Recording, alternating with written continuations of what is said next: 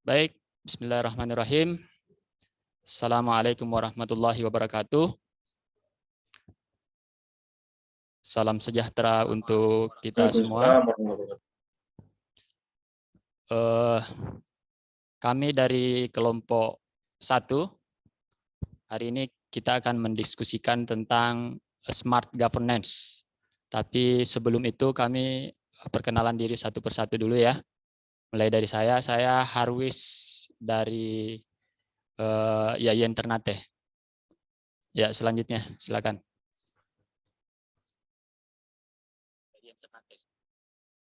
Ya, selanjutnya. Iya, saya Novi.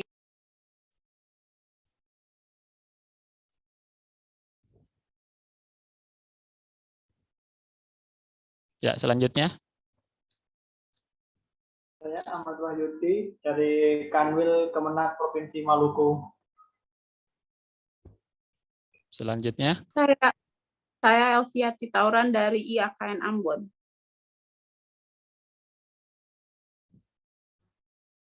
Selanjutnya. Saya Laila Nufnisa dari Kanwil Provinsi Maluku Utara. Siap. Selanjutnya.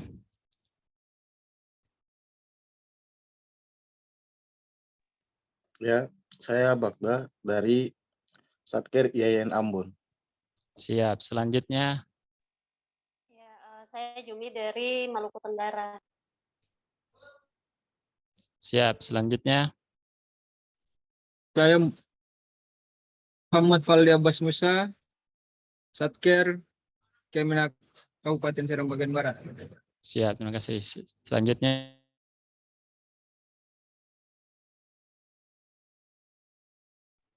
Siap. Terima kasih. Selanjutnya.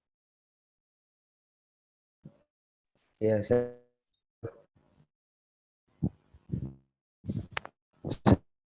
Fadli.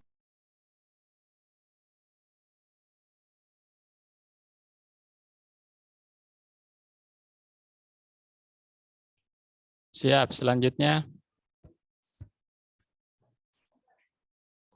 Saya Rahmat Muhajir dari Satker Kemenak Kabupaten Pulau Morotai.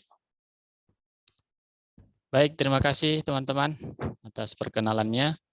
Pertama, kita dulu mau membicarakan atau mendiskusikan tentang apa itu sebetulnya smart governance.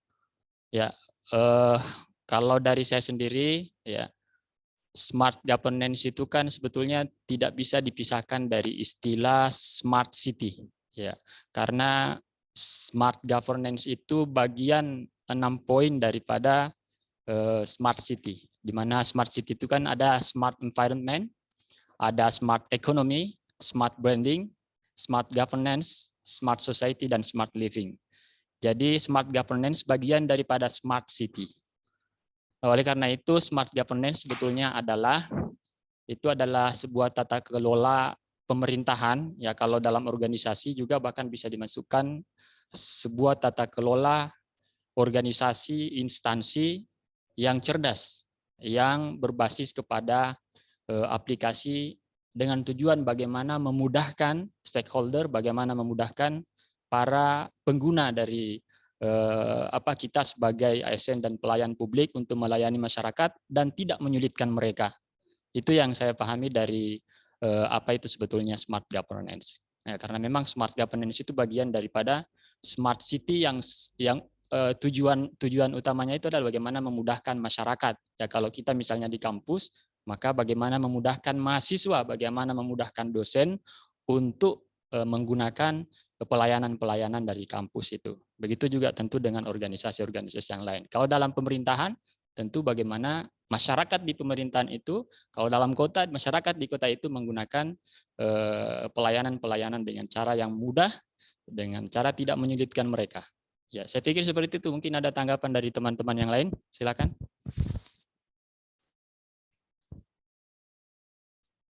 Ya, saya sedikit menambahkan terkait dengan apa saja sih penerapan smart government yang sudah sampai saat ini dijalankan di instansi tempat saya bekerja, yaitu IAKN Ambon.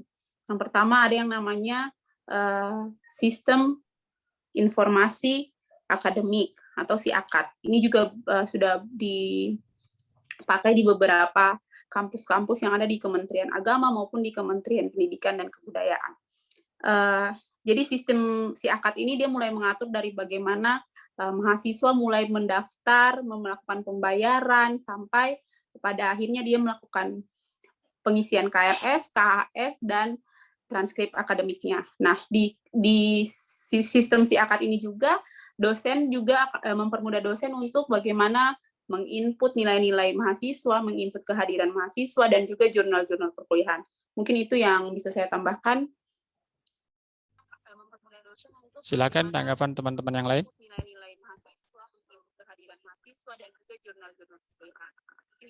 Ya, tolong suaranya agak kurang jelas. Iya, mungkin sedikit dari saya. Ya, mengenai smart governance ini, menurut saya sih itu. Halo? Halo, ya, Halo? kedengaran. Ya, lanjut. Tes. Halo? Siap, lanjut Ibu Novi. Lanjut. Halo, sudah? Halo, tes. Sudah ya? Suara saya? Ya. Baik, menurut saya kalau untuk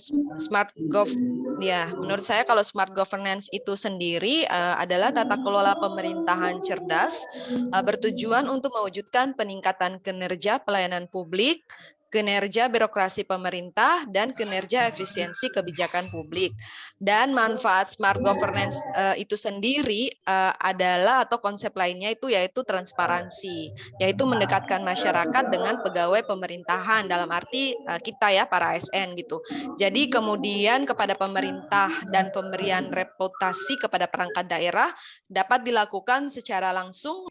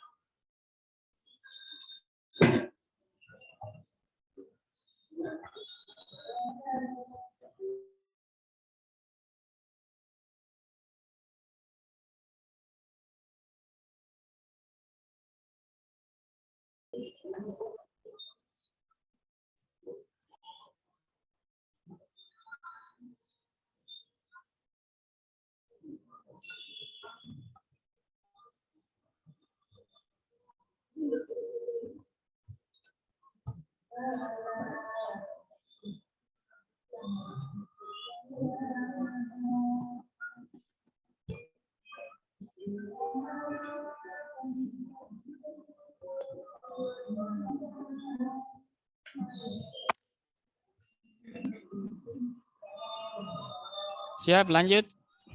Siapa lagi?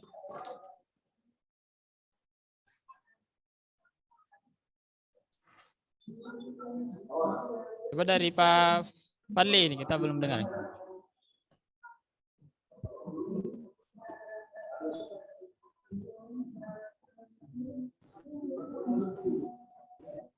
Halo. Ya, silakan.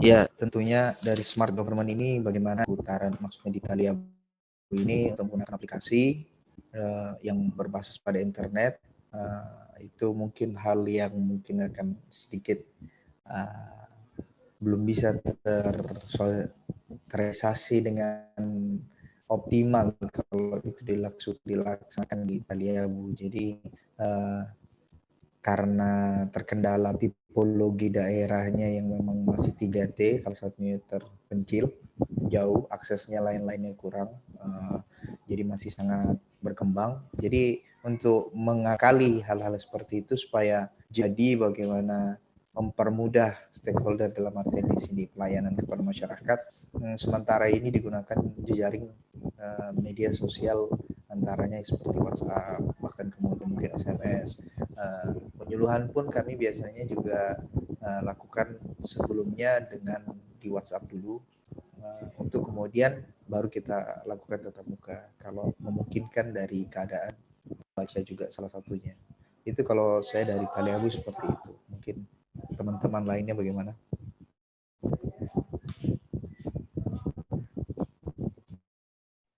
silakan Pak Bagda.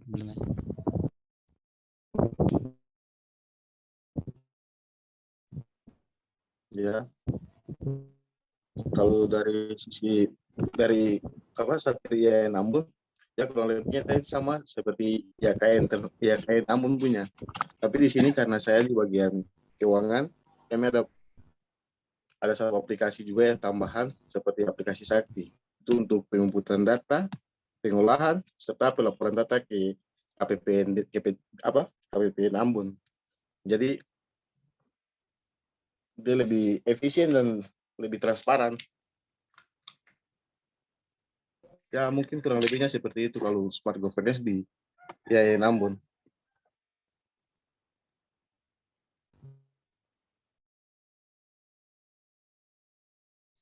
Bu Laila, silakan. Baik, assalamualaikum warahmatullahi wabarakatuh. Kalau dari smart government di Kanwil Provinsi Maluku Utara, karena saya di bagian keuangan, penggunanya sama kayak Pak Bagda, yaitu untuk penginputan keuangannya, untuk mempermudah monitoring di kabupaten yang di bawah Provinsi Maluku Utara. Gitu. Cuman masih ada banyak kekurangan sebenarnya, karena harus update aplikasi seperti itu. Terus ada lagi satu aplikasi yang ada di Kanwil, yaitu Siskap atau isian evaluasi untuk para pegawai di Kanwil untuk memonitoring kegiatan yang dilakukan setiap harinya. Begitu saja, Pak. Terima kasih. Ya, terima kasih Bu Laila. Pak Faldi Abbas, silakan. Ya, terima kasih ya. Saya kira apa yang teman-teman sampaikan tadi sudah sangat mewakili terkait dengan smart governance, tapi saya kira bahwa yang paling penting adalah tadi seperti apa yang sudah dikatakan oleh Pak Fadli, bahwa smart governance itu harus ditunjang juga dengan pemerataan akses kepada internet, kira-kira kayak begitu. Nah, saya coba melihat bahwa dengan adanya pandemi corona itu menjadi satu pukulan dan juga sebagai semacam sebuah pemicu untuk membuka kesadaran bersama bahwa memang hari ini smart governance itu merupakan sebuah kebutuhan masyarakat untuk kemudian mewujudkan efisiensi birokrasi dalam hal pelayanan publik ke depan. Nah, mungkin untuk sebentar seperti itu Pak Dokter dan juga Pak Profesor. Ya, terima kasih Pak Faldi. Selanjutnya Ibu Jumi, belum ya? Silakan. Iya Pak, terima kasih atas kesempatannya. Kalau saya sih melihat smart government ini bagaimana pemanfaatan di instansi pemerintah, bagaimana instansi pemerintah itu memanfaatkan teknologi yang ada. Kalau untuk penerapannya di Satker saya, Kemenak Maluku Utara itu, jadi saya kan kebetulan di pendidikan Islam, sesi pendidikan Islam. Nah, di sesi pendidikan Islam itu ada yang namanya EMIS. Jadi EMIS ini adalah program di mana membantu para siswa-siswa dalam pendataan. Terus kayak ada masalah-masalah lain seperti misalnya mutasi. Terus satu lagi Pak, ini EMIS ini bagusnya dia terintegrasi langsung dengan sistem Kemendikbud. Jadi juga siswa-siswa pindahan yang dari sekolah-sekolah biasa masuk ke madrasah itu bisa langsung kita input di situ. Saya kira demikian Pak. Baik, terima kasih. Masih ada tanggapan yang lain? Sudah semua ya? Baik, belum Pak Dokter. Oh, Pak Rahmat ya, silakan. Ya, Pak Rahmat ya, silakan. Ya, baik. Pak Kawain ya. Jadi terima kasih Pak. Jadi di penerapan governance di KUA Moretai Selatan ini khususnya, yaitu ada dari Kemenak sudah meluncurkan aplikasi yang namanya aplikasi SIMKAH, yaitu Sistem Informasi Manajemen Nikah. Ini merupakan salah satu pencatatan nikah. Kemudian program ini SIMKAH ini adalah digunakan untuk dan khusus dibuat untuk mengumpulkan data-data nikah dari baik dua semua KUA di Indonesia. Jadi semua KUA di Indonesia memakai aplikasi namanya SIMKAH. Nah, manfaatnya adalah untuk mengumpulkan data-data nikah dari seluruh kantor agama Indonesia secara online maupun offline. Data akan tersimpan dengan aman di kawasan tempat, di kabupaten kota, di kantor wilayah provinsi dan di Bimas Islam. Nah, sejauh ini aplikasi ini sudah berjalan dengan aman, namun lagi-lagi yang dikatakan oleh kawan-kawan bahwa aplikasi ini harus ditunjang dengan kuatnya sinyal atau internet. Contoh kasus seperti di kantor saya itu, jangankan internet, telepon biasa pun susah gitu. Jadi harus membutuhkan contoh misalnya WiFi gitu, agar supaya berjalan dengan baik. Terima kasih. Iya. Baik, sudah semua ya. Terima kasih semua teman-teman dari kelompok 1. Semua sudah memaparkan apa itu sebetulnya smart governance. Oh, Pak Wahyu belum ya? Oh, maaf, Pak Wahyu. Silakan Pak Wahyu. Pak Yudi ketinggalan. Ya, Silakan, maaf ya. Dari pemaparan dari teman-teman yang tadi pasti ada kelemahan dan kelebihan dari penerapan smart governance, yaitu menurut saya adanya smart governance memerlukan yaitu alokasi anggaran yang lebih, kemudian layanan yang berbasis digital memungkinkan untuk dihack. Akan tetapi peluangnya itu dengan aplikasi berbasis digital, semua masyarakat sekarang sudah menggunakan smartphone yang berbasis Android, sehingga sangat efektif dan efisien untuk mengaksesnya. Dan memiliki feedback yang berupa saran dan kritik atau pengaduan masyarakat itu secara cepat.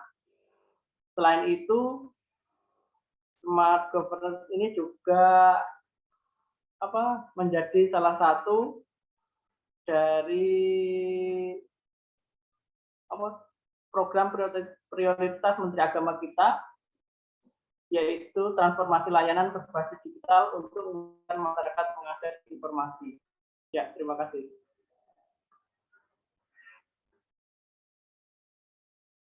Terima kasih semua teman-teman. Terima kasih Pak Wahyu.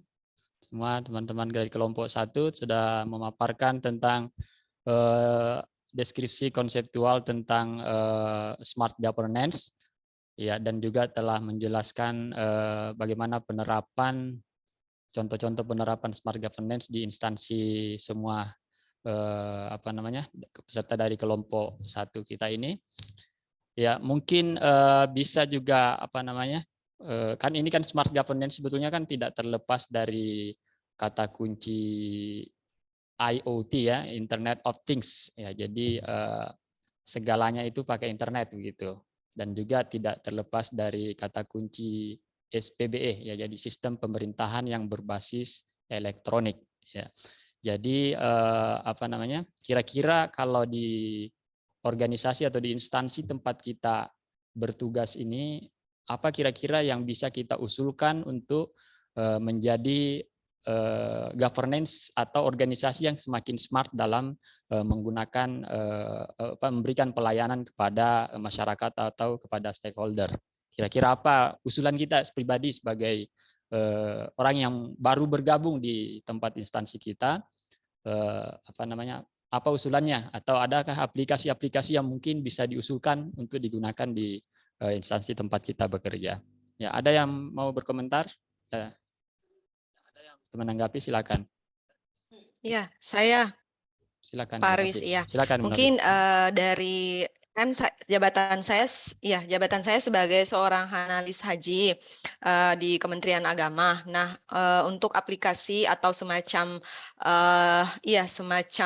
layanan untuk masyarakat yang bisa diakses online 24 jam 7 hari dalam seminggu, itu mungkin perlu disosialisasikan kembali, atau karena memang mengingat banyak orang masih belum tahu tentang aplikasi Haji Pintar, di mana aplikasi Haji Pintar itu fitur-fiturnya itu masyarakat yang telah mendaftar haji bisa mengakses kapan dia bisa berangkat pergi haji, estimasi keberangkatannya, kemudian berita-berita informasi tentang haji yang terupdate bisa dicek di situ gitu, seperti itu. Jadi tanpa harus masyarakat datang ke kantor Kemenak, itu bisa diakses di mana saja, mau di kantor, di rumah, di pasar, itu bisa saja. Hanya lewat memang handphone.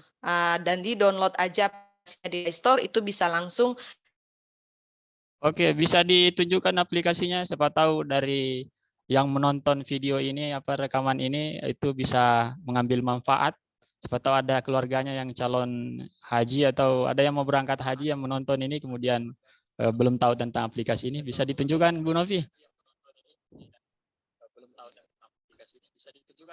Ya, baik. Dengan senang hati, Pak Arwis. Jadi memang bisa diakses di handphone masing-masing di Play Store ya. Ini karena background saya, jadi mungkin nggak kelihatan ya. Jadi memang itu aplikasi Haji Pintar, terus di dalamnya itu fitur-fiturnya itu ada tentang pembinaan haji, kemudian informasi jamaah haji, hak dan kewajiban jamaah haji itu bagian daripada pelayanan. Kemudian ada menu cepatnya di sini, ada fitur estimasi keberangkatan, jadwal keberangkatan, serta informasi jamaah haji. Maaf ini nggak kelihatan ya Bapak Ibu-Ibu. Intinya dicari di Play Store ya. Iya, Seperti agak haji. tidak terlihat. Sebentar. Intinya dicari di Play Store ya. Iya. Siap, Di siap. Play Store seperti ini. Baik. Coba dicek aja di masing-masing. Kalau ada kendala bisa hubungi saya. Siap. Baik, dari tanggapan teman-teman yang lain? Iya, sedikit menambahkan. Atau mungkin pengembangan aplikasi atau apa? Ya silakan Bu Novi. Bu Elvi. Ya, sedikit menambahkan Pak Arwis, sebagai seorang dosen mungkin yang akan saya terapkan adalah kembali lagi ke literasi digitalisasi. Jadi bagaimana seseorang bisa menggunakan aplikasi-aplikasi tersebut, sistem yang smart kalau mereka sendiri tidak memiliki kemampuan seperti itu. Dan yang mungkin akan saya terapkan ketika di dalam perkuliahan, mungkin memberikan tugas kepada mahasiswa-mahasiswa untuk menggunakan aplikasi-aplikasi agar mereka yang menarik, agar mereka bisa belajar sedari dini bagaimana mengoperasikan video, mengoperasikan aplikasi-aplikasi yang lainnya supaya bisa menunjang ketika mereka sampai di instansi nanti tempat mereka bekerja, mereka juga mulai bisa berkreativitas menggunakan media-media yang ada. Mungkin itu saja, terima kasih. Baik, saya pikir sudah mewakili ya itu teman-teman yang lain tentang aplikasi di instansi masing-masing atau pengembangan aplikasi atau berbasis elektronik di instansi masing-masing. Terakhir mungkin sebelum kita tutup ini minta tanggapan dari teman-teman yang lain yang belum menyampaikan tadi tanggapan-tanggapannya atau yang sudah tapi mau menambahkan. Tentang sekarang kan ada isu untuk di tahun 2024 itu melakukan sistem pemilihan e-vote ya, electronic voting, jadi internet melalui berbasis internet ya. Bagaimana tanggapan teman-teman tentang itu? Ya. Silakan yang mau berkomentar.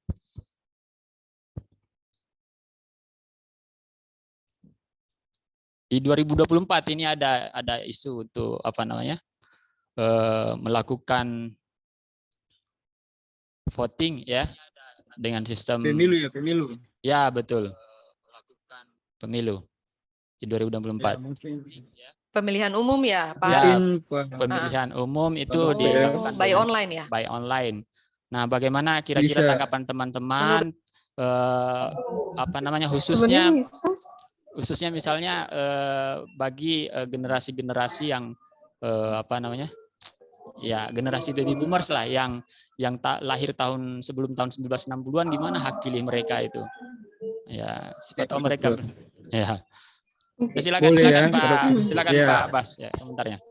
Ya, jadi tadi ya artinya Indonesia memang gencar-gencarnya untuk mencontoh negara-negara yang sudah maju, tetapi kita kadang lupa dengan posisi kita sebagai negara berkembang yang masih sangat jauh dari apa yang sudah dicapai oleh negara-negara maju hari ini.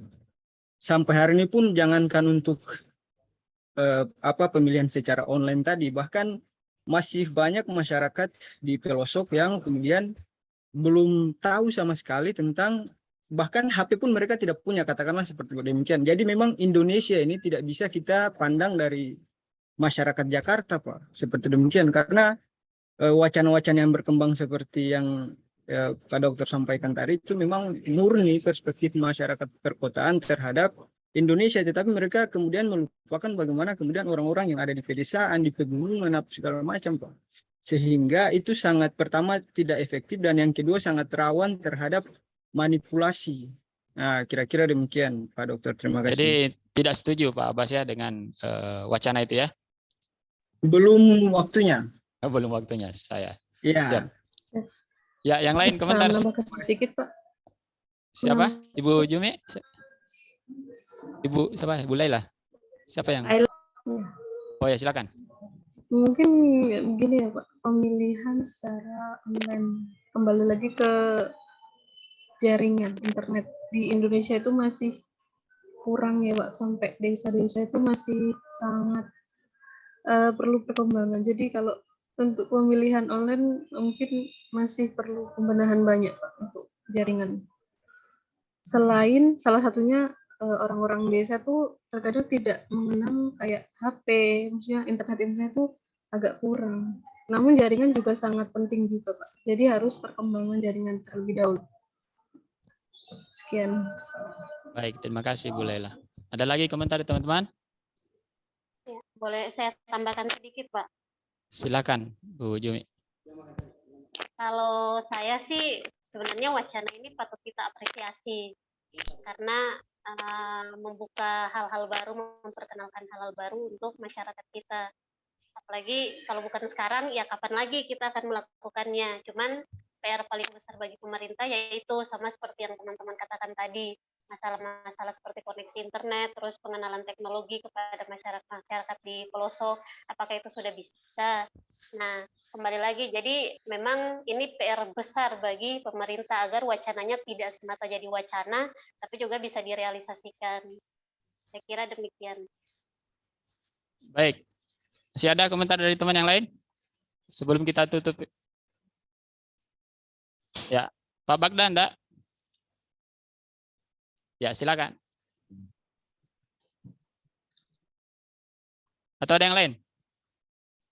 Baik, kalau sudah tidak ada, kita cukupkan sampai di sini. Intinya kita semua dari kelompok 1 ini adalah calon-calon smart ASN ya, yang mendukung juga yang mendukung smart governance ke depannya. Amin. Ya, tentu dengan semangat kita semua dan kreativitas dan jiwa inovasi yang kita miliki semua untuk mendukung pemerintah dalam mendukung program smart governance ke depannya ya. Setuju semua teman-teman ya? Setuju. Setuju Pak Dok. Ya, terima kasih semua teman-teman atas tanggapan-tanggapan dan masukan-masukannya, pendapat-pendapatnya tentang smart governance ini. Kita tutup ya. Dengan foto bersama Pak, nggak ada. Foto bersama. Saya nggak bisa screenshot ini, coba tolong screenshot yang lain ya. Ya, silakan. Ya, terima kasih semua ya. Kita tutup dengan ucapan. Sudah kan? Ya. Wassalamualaikum warahmatullahi wabarakatuh. Waalaikumsalam. Salam sejahtera. Selamat siang. Selamat siang, selamat sejahtera untuk kita semua. Terima kasih. Aplaus untuk kita semuanya. Oke, makasih ya. Keluar dulu. Terima kasih. Terima kasih.